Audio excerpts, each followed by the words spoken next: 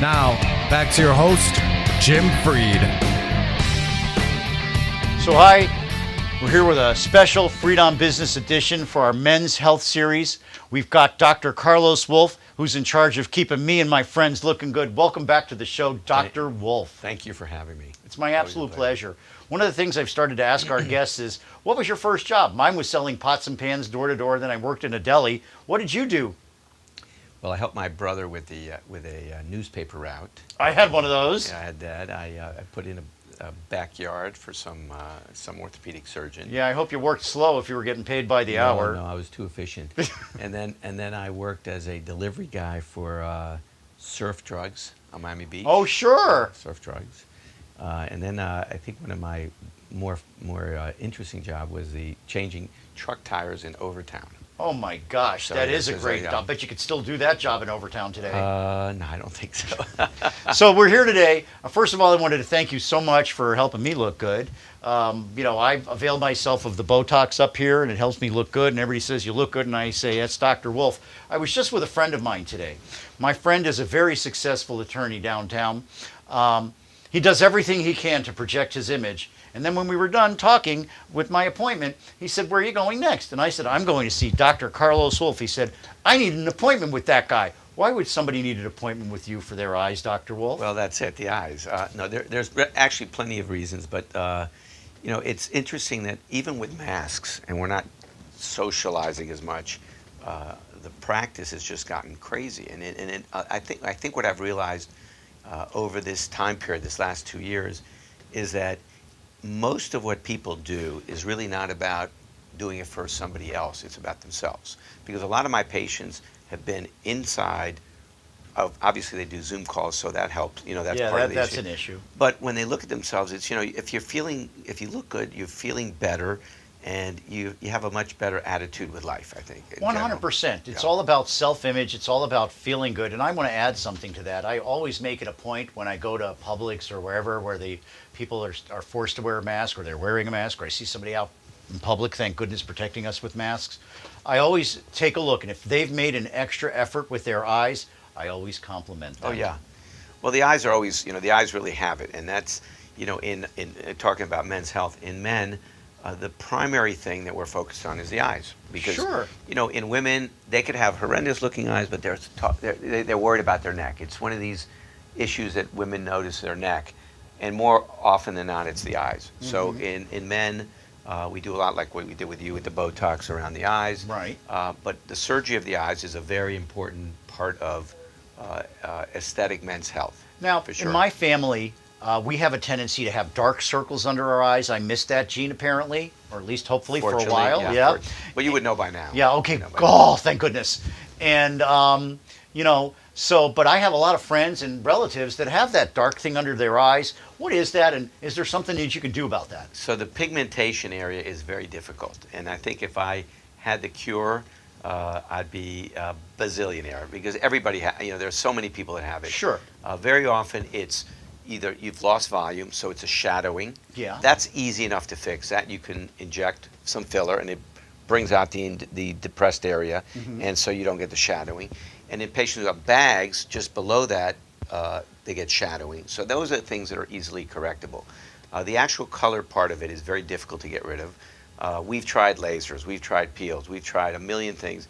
It's difficult to completely get rid of. Sometimes you just have to wear makeup, and in men it's not likely that you're going to wear makeup.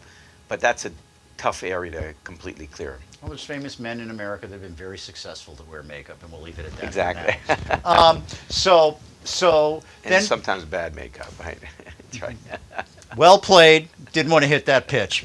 So we talked about up here. We Right. talked about over here. We talked about here and here. A lot of people go, "I think I need a facelift." A facelift is a pretty radical thing, isn't it? Well, depending on who does it, it is radical. Okay. Actually, you can do a facelift and not know the patient doesn't have to look like he had a facelift. Although in Miami there's extremes. Oh my gosh, You the have lizard people. Yeah, you have people that look awful who've had facelifts, and they're proud to wear it.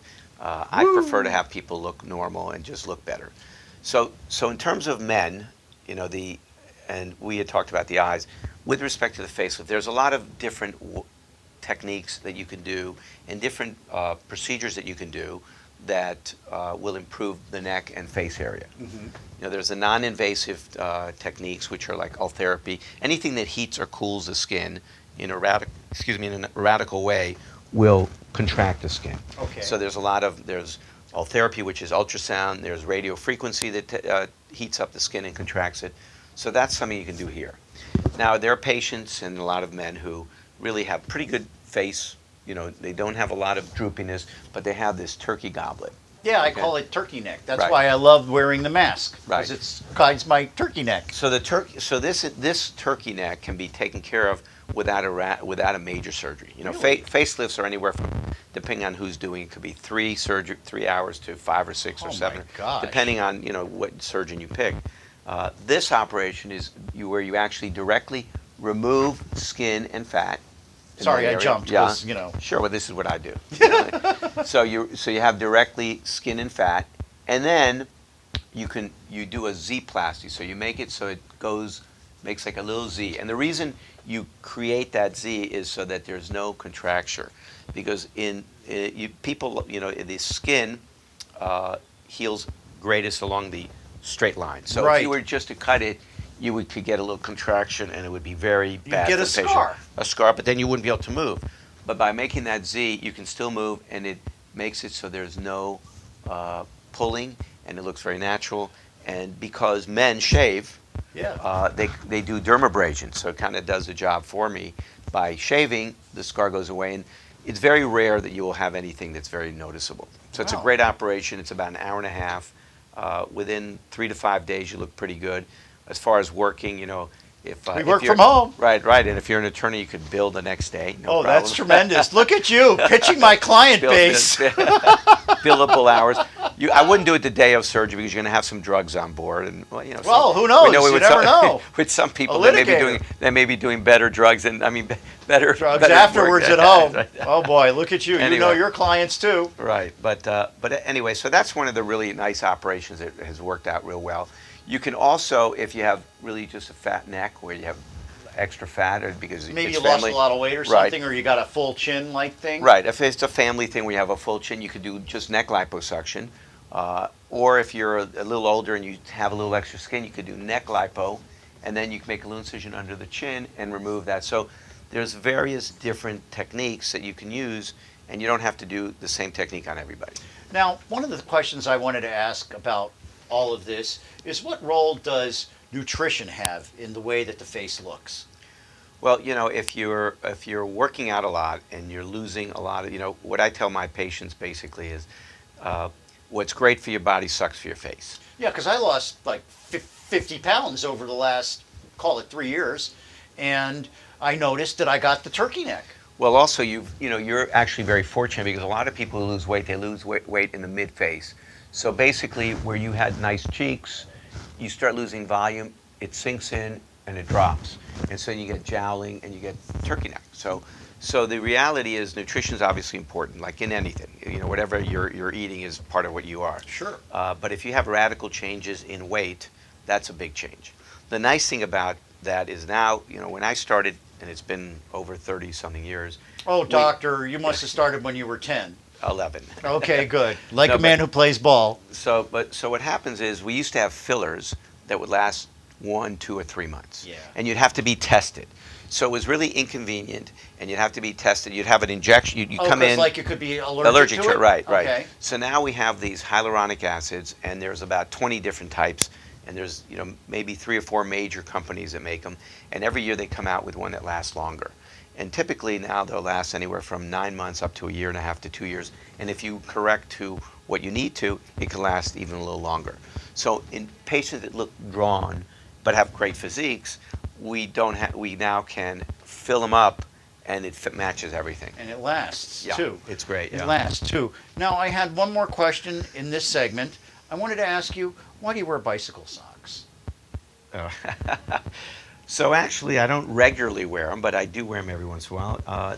This morning, I went to get in my drawer, and I didn't have any black socks. So we're talking about socks that have bicycles. I actually love bicycling. I love cycling, and I'll put a pitch. We have a wine that we I own with another family in California. It's called Roubaix Vineyards. And we met this couple 20 years ago during the Tour de France bike ride. Wow. And it's a 100% Cabernet. Ooh, delicious. It is. It's delicious. Ooh. I'll have to have you taste it. And Ooh. and then Sounds we had great. and then we had a it was actually rated 97 in double gold. So it's Oh. very small production. 75 cases. That's it. What is the Cabernet. What is it, Cabernet, and how about the taste and the It's that it's stuff? a Rutherford Cabernet, so it's got the Rutherford dust. It's a big California Cabernet. That's the only we only do Cabernet. That's tremendous. For the record, I'm just wearing just plain ordinary brown socks, but they officially don't match my outfit, which was my goal. And Well, actually, they match your tie though. If you look, it at actually yeah, does. has. It matches. I guess. So I'm- actually, that's why you wore it, huh? There you go. You got it. I love a man who loves my fashion and my Nike shoes, too. All right. Well, we'll be right back with more health and wellness with Dr. Wolf right after this. Mr. Mendoza, take it away.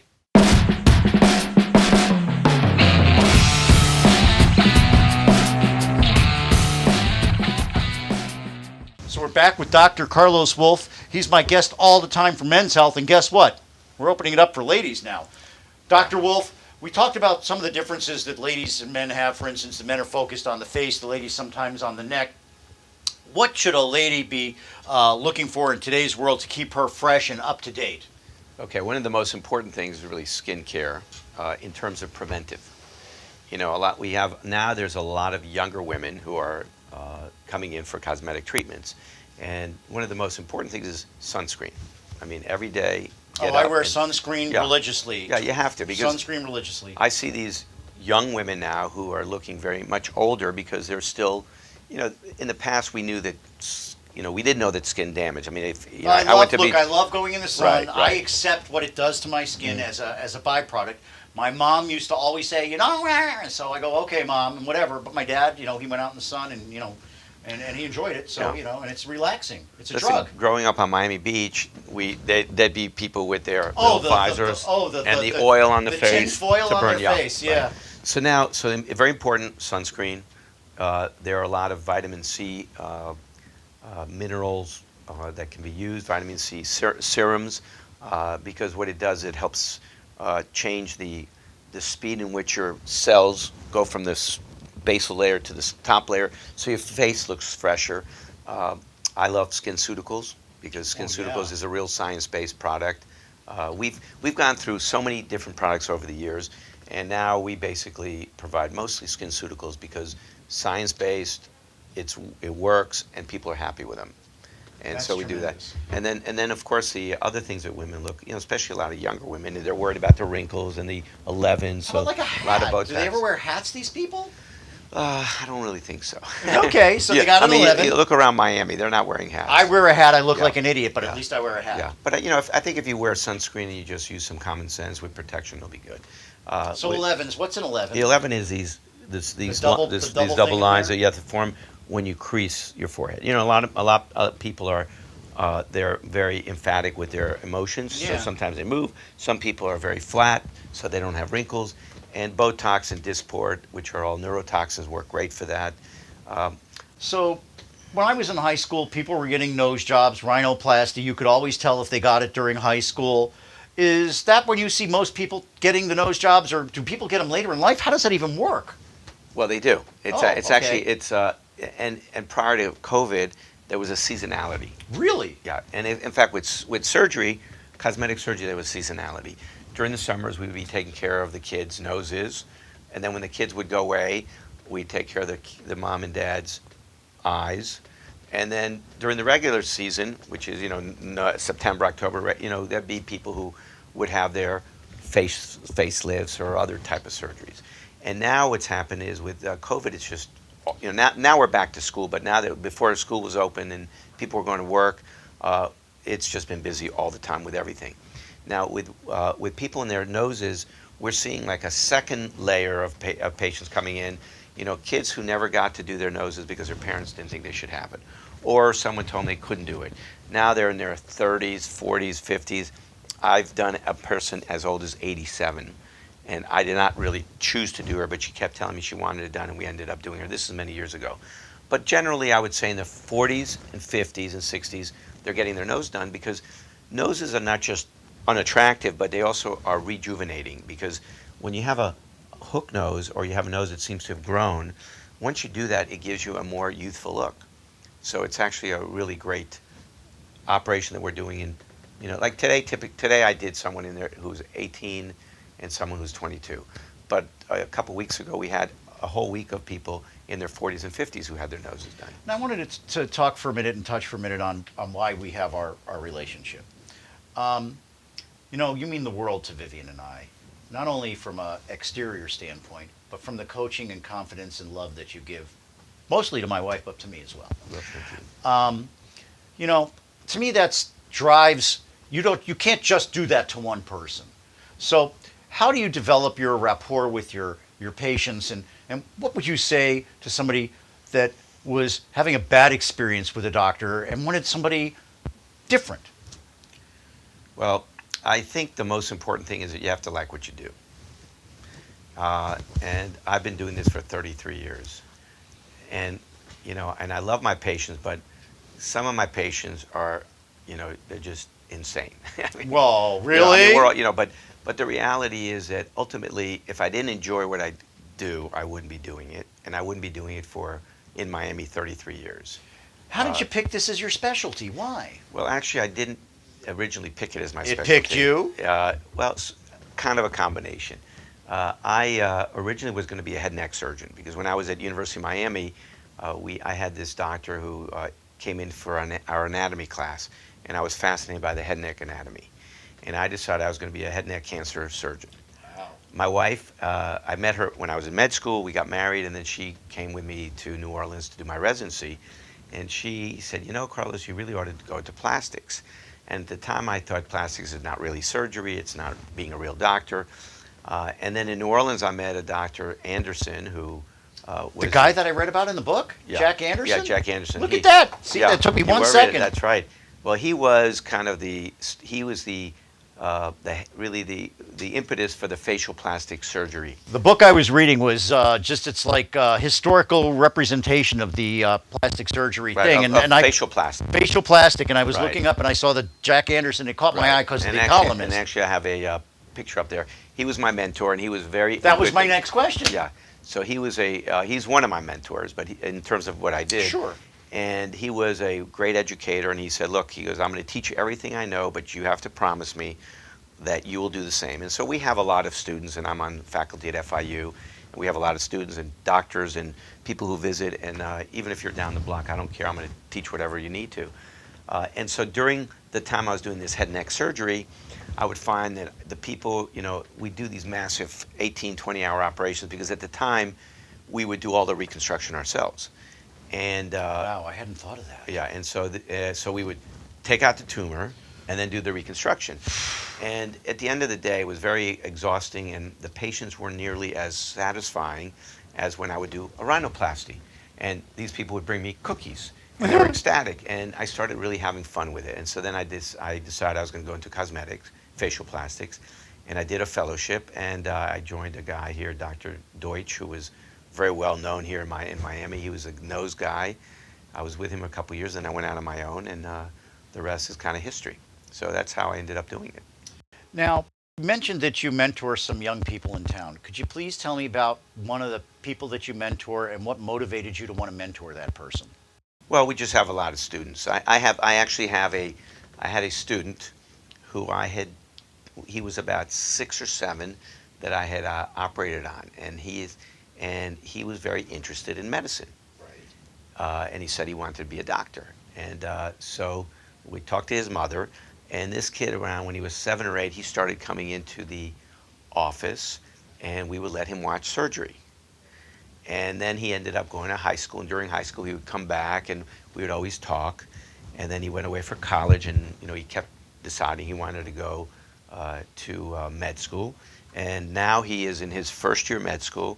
Sragel Mazel Tov. Yeah, exactly. Very nice kid, very motivated, and I'm sure he will be a great doctor. And there's a couple kids like that over the years that have come in, and we let anybody that's interested, that behaves properly, come in and watch. And the nice thing is I have my own OR, so we can make our own decisions. We don't have to go through 17 different committee members, and it's been a very rewarding experience. I think the rewarding experience is what your patients have, Dr. Wolf. From my experience, I know that to be the fact.